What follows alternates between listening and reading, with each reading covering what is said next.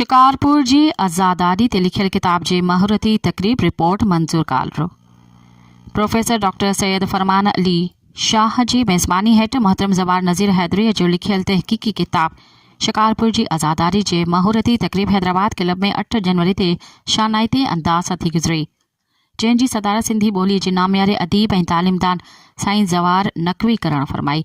हिन काविश ते लेखक हैदरी साहिब के मंजूर कालरो ऐं नज़ाकत अली फाज़लाणी गुलदस्ता ऐं ॿियनि महिमाननि अजरकनि जा तोहफ़ा पेश कंदे किताब जी महूरत ते खेसि मुबारकनि सां नवाज़ियो। पब्लिशर अदीब ऐं शाइर मिस्टर सलीम चन्ना समेत ॿियनि निसानिया वंदन ॿारहं लेखक समेत किताब जी अहमियत ते ॻाल्हाईंदे ज़वार नज़ीर हैदरी जे हिन लाज़वाल इल्मी ऐं तहकीकी काविशुनि ते खेसि सलाम पेश कया ऐं जस ॾिनी।